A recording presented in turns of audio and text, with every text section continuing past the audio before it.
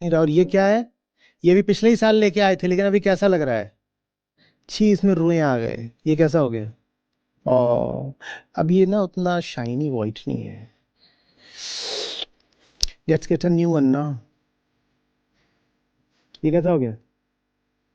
कैसा हो गया? ये पुराना हो गया है। तो हम क्या करते हैं कि अब हम ये नया लाके यहाँ रख देते हैं। हम कहते हैं ये नया है। ये सब कचरा हटाओ, जो हो सकते हो वो निखर के सामने आओ। ये है हैप्पी न्यू ईयर। और जिस भी दिन तुम निखर के सामने आओगे ना, वो तुम्हारा पहला हैप्पी न्यू ईयर होगा। आज तक कोई नहीं हुआ है। नमस्ते सर। सर मेरा प्रश्न ये है कि नववर्ष की शुरुआत कैसे करें और इस नए वर्ष में हम गीता को अपने जीवन में निरंतर कैसे बनाए रखें। मैं जहां भी देखती हूँ नववर्ष के नाम पे मुझे सिर्फ शोर नजर आता है, नया तो कुछ दिखाई नहीं देता। तो ऐसे में हम नए वर्ष में नया कैसे देखें और कहाँ देखें।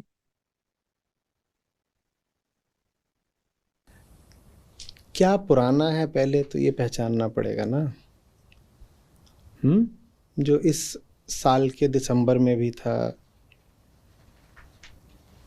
मई में भी था, जून में भी था, 2022 में भी था, 21 में भी था, 20 में भी था, पहले तो वो सब पहचानना पड़ेगा ना। नया अपने आप में कुछ होता नहीं है। नएपन की तलाश सबको है, पर पुराना बना रह करके। अब नया कोई वस्तु तो है नहीं कि लाके दे दे कि ये लो नया जूता, नया चश्मा, नया चम्मच। पुराने से ऊब जाना ही नयापन है। 2024 लग जाएगा और उसमें आप वही पुराने व्यक्ति हो, तो बाकी आप नए कपड़े कर लो, नई जगह घूम आए, नई दो चार कोई किताब पढ़ ली, कहा कि अब मैं एक नया काम करूंगा, जिम जाऊंगा 1 तारीख से। उससे कुछ होगा नहीं, क्योंकि ये सब कुछ आप पहले कर चुके हो, आजमा चुके हो दूसरे रूपों में। ये अच्छे से पकड़िए। नया कुछ नहीं होता। आप जिसको नया समझते हो वो पुराने का ही पुनर्चक्रण है। पुरानी ही चीज नए रूप रंग में आ जाती है, उसको आप नया बोलना शुरू कर देते हो। और हमारे जीवन में सब पुराना ही पुराना है, क्योंकि वो हमारा है। हम बदल नहीं रहे, तो हम जो कुछ भी नया पकड़ रहे हैं वो वास्तव में नया नहीं है, वो पुराने का ही नया चेहरा है। नया साल भी आप मनाते हो तो यही नया साल आपने अभी 1 साल पहले भी तो मनाया था ना। तो ये नया साल भी तो कितना पुराना है। नया साल पुराना है, बदल गया है बस क्या, एक अंक। 3 बदल के 4 हो गया।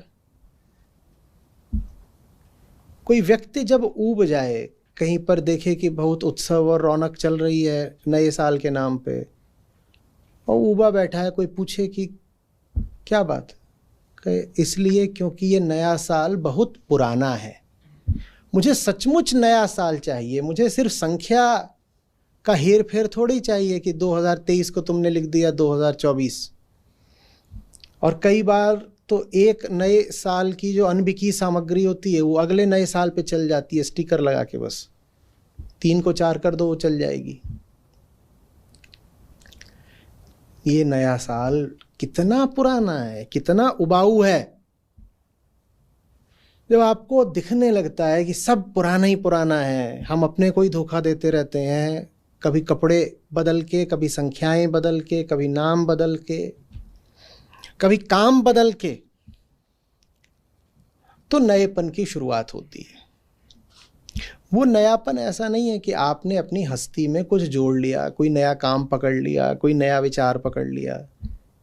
वो नयापन वास्तव में बस पुराने से मुक्ति का नाम होता है। नया आपको मैं कहाँ से कुछ दे दूं? ये नया है क्या? इसमें क्या नया है? ये धातु है, ये धातु बहुत संभव है कि ये रिसाइकल्ड हो, नहीं भी है मान लो सीधे सीधे ये ओर से आ रही है, खनिज से, तो मिट्टी से आ रही है, मिट्टी नई है क्या? इसमें नया क्या है?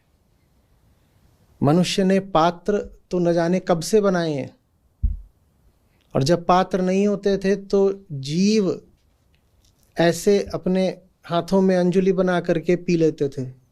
इसमें और इसमें नया क्या है? हम नहीं बदल रहे तो हमारी जिंदगी में कुछ नया बदलाव कैसे आ जाएगा?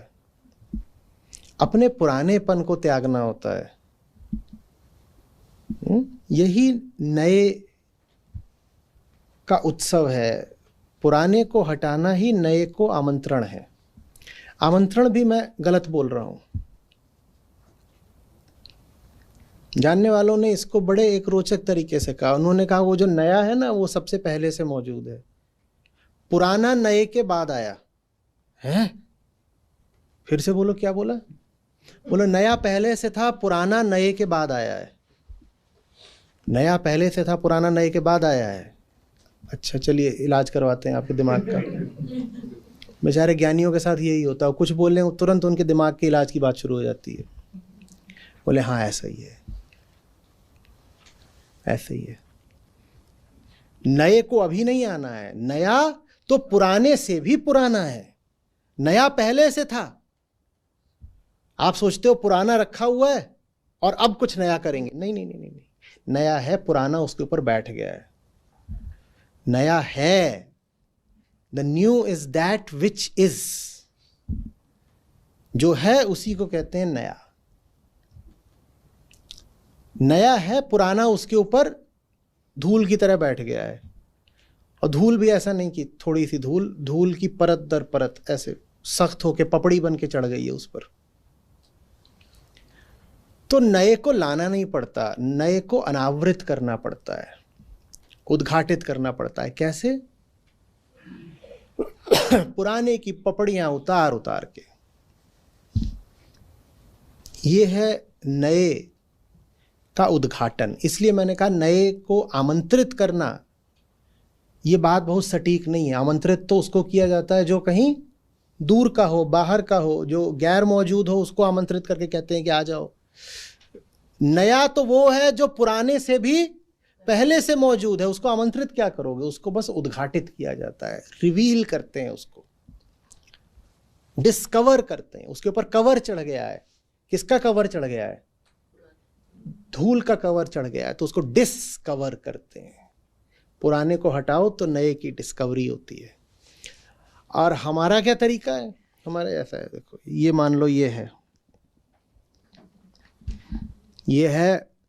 जो एकदम मूल तत्व है, जो नया, जो सदा नया ही रहता है। इसका स्वभाव क्या है कि ये सदा नया रहता है, कभी पुराना नहीं पड़ सकता।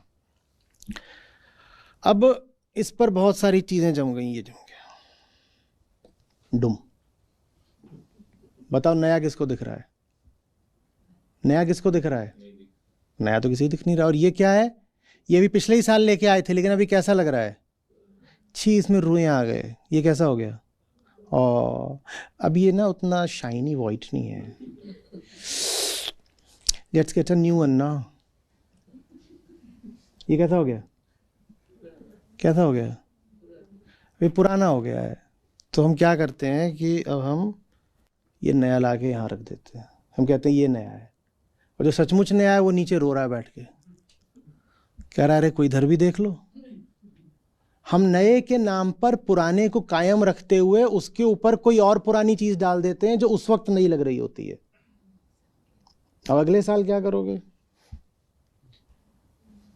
अगले साल क्या करोगे?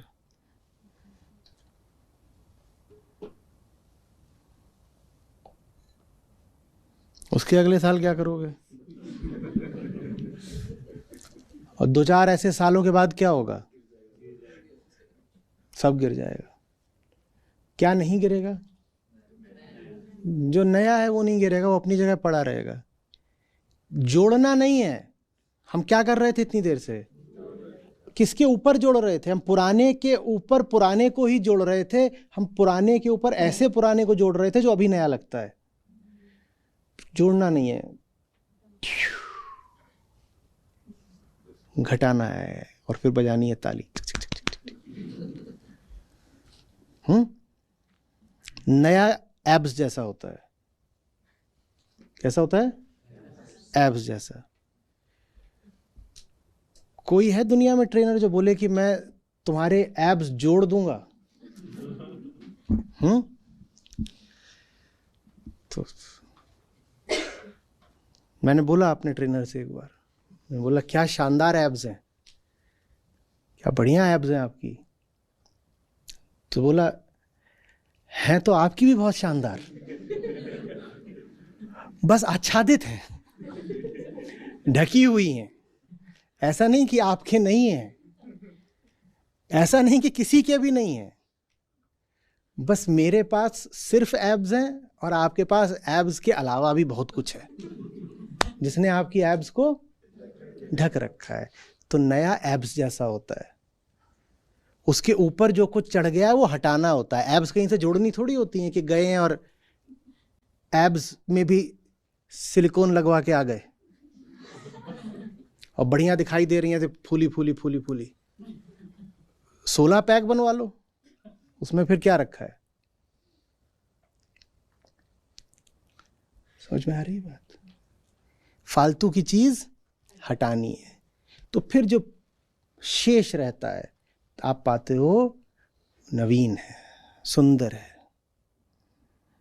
कल हम बात कर रहे थे ना कि अहंकार एक अधिकता है, एक्स्ट्रा, आधिक्य, वो जिसकी जरूरत नहीं पर है।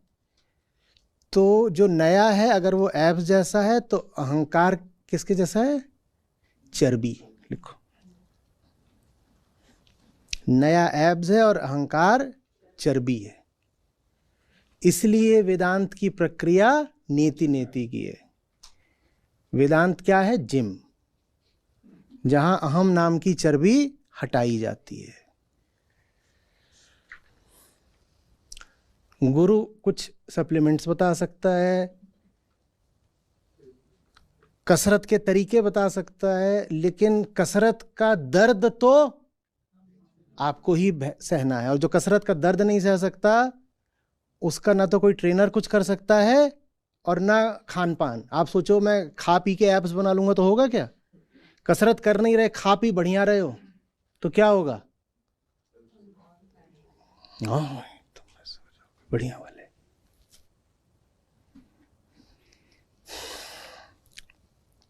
खाने पीने को मान लो ग्रंथ और ट्रेनर को मान लो गुरु जैसा। दोनों चाहिए होते हैं ना, ट्रेनर भी चाहिए होता है, अच्छी डाइट भी चाहिए होती है, लेकिन न ट्रेनर से बात बनती है न डाइट से बात बनती है। इन दोनों से ज्यादा महत्वपूर्ण क्या होता है? एक्सरसाइज, जो खुद करनी पड़ती है। कैसी विचित्र स्थिति होगी कि ट्रेनर रोज आता है, बंदा उसके पास कभी नहीं जाता है। हाँ, लेकिन उसने जो खाने पीने की चीजें बताई हैं वो खूब खाता है। कैसे? उसने बताया था कि देखो 2 रोटी खाओगे, उसके साथ ये इतनी दाल लोगे बढ़िया वाली अच्छी गाढ़ी, और ये वाली सब्जी लोगे और ये सब। बंदा वो सब खाता है जो ट्रेनर ने बताया। अपना साधारण खाना खाने के बाद तो वो आमतौर पर खाया करता था 6 पराठे, भगोना भर के, कटोरा नहीं, भगोना भर के दाल, कड़ाही भर के सब्जी, वो सब वो खाता ही है। जो वो पहले करता था वो तो है ही मौजूद, वो नहीं हटाया गया। जो पहले की चीज थी वो तो है ही। और ट्रेनर ने क्या बताया था?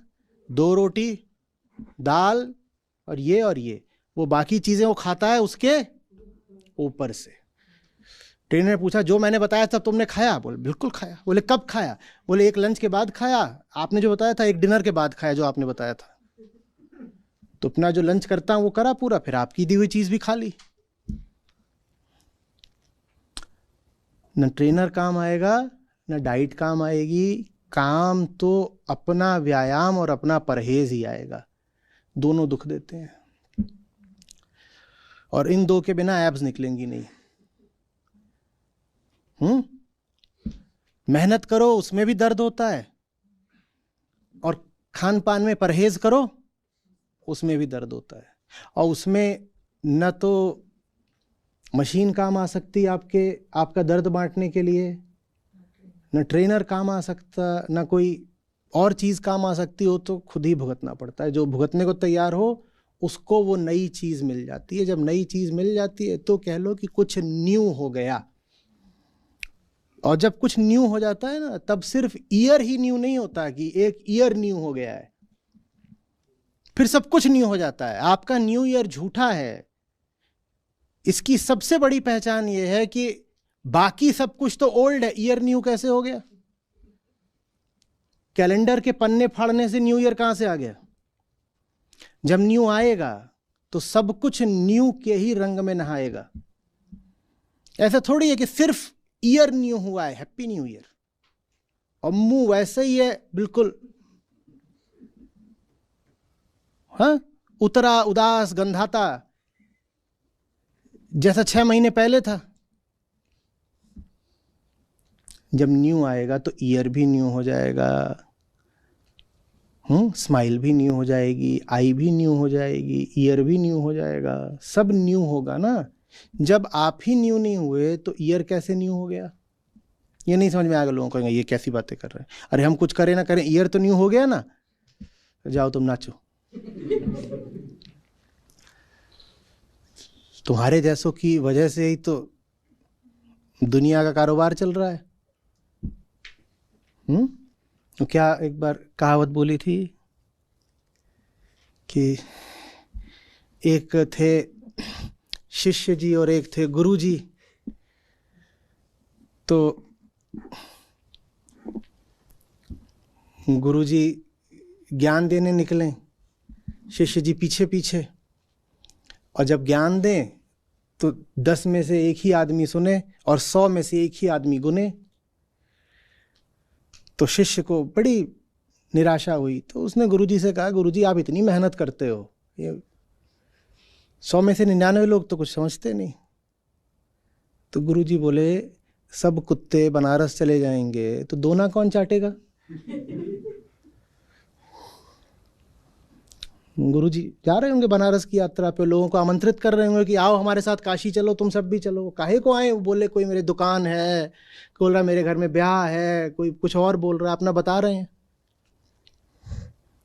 तो शिष्य परेशान था। गुरुजी बोले, सब कुत्ते बनारस ही चले जाएंगे तो दोना कौन चाटेगा? दोना चाटने वाला भी तो कोई चाहिए ना। वैसे ही अगर सबके जीवन में जो न्यू है, नवीन है, नित्य है, जो नित्य है सिर्फ उसी को नवीन बोल सकते हैं, सबके जीवन में अगर वो आ गया तो ये जो सब मूर्खताएं चल रही हैं इनको कौन संभालेगा? पर आप प्रश्न पूछ रहे हो तो आपको कहे दे रहे हैं। ये हैप्पी न्यू ईयर करने से न तो कुछ हैप्पी हो गया और न कुछ नियर हो गया। रही बात ईयर की, तो वो तो 3 का 4 है। आप खुद नाप रहे हो कि ऐसे होता है तो इसको 1 साल बोलते हैं। आप चाहो तो कोई और भी पैमाना निर्धारित कर सकते हो। किसने आपसे कह दिया कि फरवरी 28 की होनी और मार्च 31 की ही होनी है? आपने तय करा,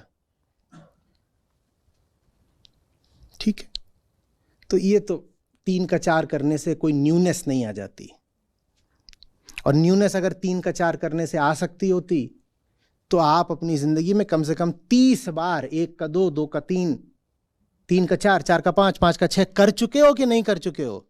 यहां जितने लोग बैठे हैं उनकी जितनी उम्र है उतनी बार वो 2 का 3, 4 का 5 कर चुके हैं। क्या न्यू हो गया उससे? तो हैप्पी न्यू ईयर क्या रो रहे हो?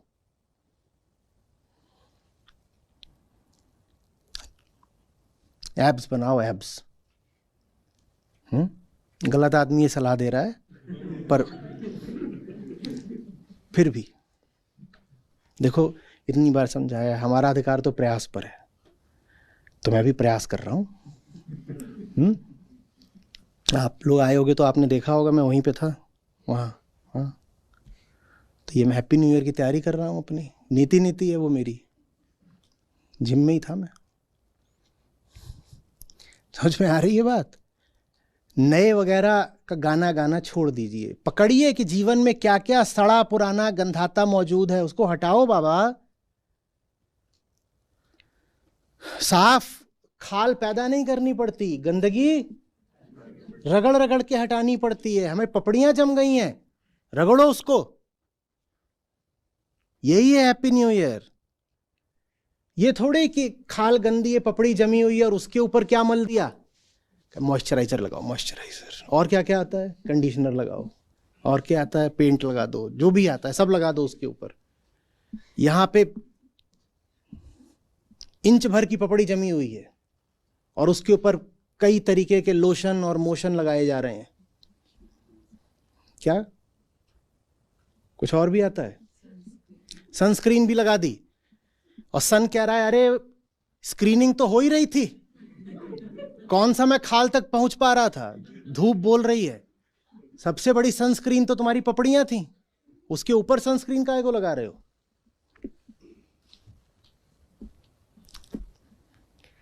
हम अपने ही होने से उबे हुए लोग हैं, पर हम बहुत झूठे लोग हैं।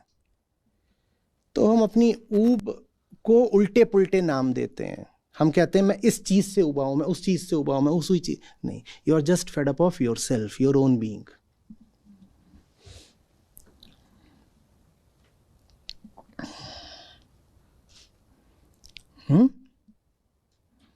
ये सब कचरा हटाओ, जो हो सकते हो वो निखर के सामने आओ। ये है हैप्पी न्यू ईयर। और जिस भी दिन तुम निखर के सामने आओगे ना, वो तुम्हारा पहला हैप्पी न्यू ईयर होगा। आज तक कोई नहीं हुआ है। उस दिन से समझिए कि आपके ईयर्स की शुरुआत होगी, उस दिन से आपका जीवन शुरू होगा, वो दिन आपके जन्म का होगा। अगर आप अपनी उम्र वर्षों में नापते हैं तो उस दिन आपका फर्स्ट ईयर होगा। अभी तो बस ऐसा ही है कि पुरानी धूल वक्त में आगे लुढ़कती पुढ़कती चली जा रही है, एक गेंद की शक्ल लेके, और जितना वो आगे लुढ़क रही है उतना वो धूल और ज्यादा अपने में जोड़ती जा रही है। वही स्नोबॉल।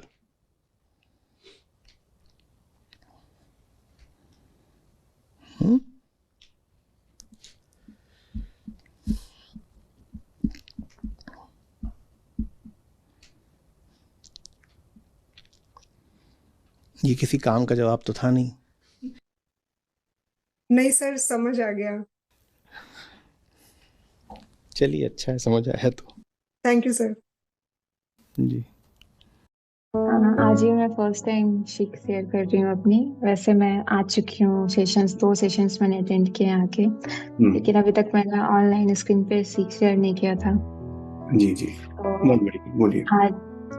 तो आज के सेशन से मैं 3-4 लाइन बताना चाहूंगी कि जैसे कि आज आचार्य जी एक डायलेक्टिक्स के फॉर्म में हमें बताएं कि बीइंग, नॉन बीइंग और बिकमिंग, जिसमें बीइंग हम आत्मा को संबोधित कर रहे हैं, नॉन बीइंग अहम, और बिकमिंग यानी जगत। तो इसमें एक पॉइंट था कि अहम का तो अपना कोई अस्तित्व नहीं होता, तो वो हमेशा सत्य के विरोध में ही रहकर जिंदा रह सकता है, और उसी से हमारा एक अस्तित्व बन जाता है कि एक तो हम परेशान रहते हैं और हमें ऐसा लगता है कि हम जिस तरफ जा रहे हैं वहां से हमारी परेशानी मिट जाएगी। और इसी से संबंधित कि अहम यानी वो इनफाइनाइट